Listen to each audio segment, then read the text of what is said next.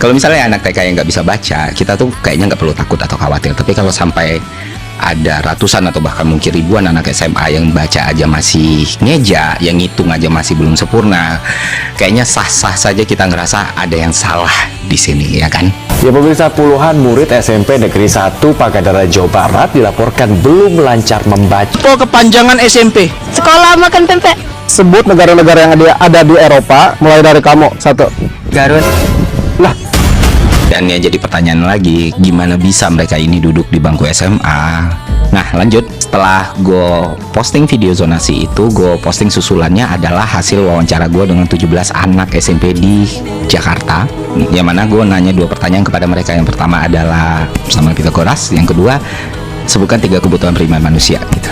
Nah menurut gue ketika lu udah ada di SMP, seharusnya lu paham nih teorema Pitagoras dan 3 kebutuhan primer manusia gitu. Bukan pertanyaan yang sulit, ya kan? Dan ternyata dari 17 anak itu yang bisa menjawab soal Pitagoras hanya 1 anak, yang bisa menjawab soal kebutuhan primer cuma 3 anak. Dan mereka udah SMP, dan mereka bersekolah di SMP negeri di Jakarta, lu bayangin. Kan gue tanya ke mereka, kenapa emang di rumah itu nggak pernah belajar atau mencoba cari tahu gitu sesuatu gitu yang berkaitan sama mata pelajaran lu di sekolah gitu? Dan jawabannya bikin gue kaget sih dan sedih. Ya mereka bilang, bang jangan kan di rumah, di sekolah aja kita nggak belajar gitu. Terus mereka bilang lagi, ya kita sih masih mending, ini beberapa orang teman kita malah nggak bisa baca katanya, naik kelas aja. Wow, gue bilang. Nah ini yang membuat kita semua mungkin sadar ya, ada satu masalah besar di sini yang mungkin belum disadari oleh para pemangku kepentingan kita, yang mungkin masih enak di Menara Gading, ya kan, yang mungkin dari SD sampai SMA-nya sekolah di private school, di international school atau homeschooling, kuliah ke luar negeri, balik-balik dapat jabatan. Kan banyak. Jadi gini, siswa-siswa sekolah kita itu sekarang nggak ada UN, nggak ada sistem ranking. Kalau mau masuk sekolah bukan nilai yang dilihat, tapi pakai zonasi wilayah gitu kan, tapi pakai sistem zonasi. Terus juga tinggal kelas itu adalah hal yang sangat jarang terjadi gitu di sekolah-sekolah negeri di Indonesia. Kenapa demikian?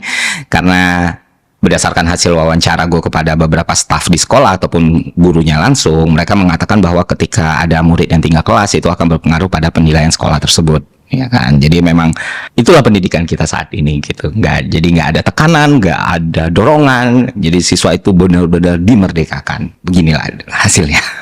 Benar-benar dimerdekakan. Ketika kita mengadopsi sistem Finlandia ini, kita mengadopsi outputnya, bentuknya, aturannya, tapi kita lupa untuk mengadopsi fasilitasnya, kesiapannya, dan bekalnya gitu. Kenapa Finlandia bisa menerapkan sistem seperti itu dan berhasil? Ya fasilitas yang gue bilang tadi, keadaan yang gue bilang tadi. Di sana kesejahteraan udah merata nih, terus fasilitas sekolah udah luar biasa, terus di semua daerah itu hampir semua sekolah kualitasnya sama, terus kualitas gurunya juga bagus semua, karena minimal untuk jadi guru di Finlandia harus S2 dengan penghasilan yang top.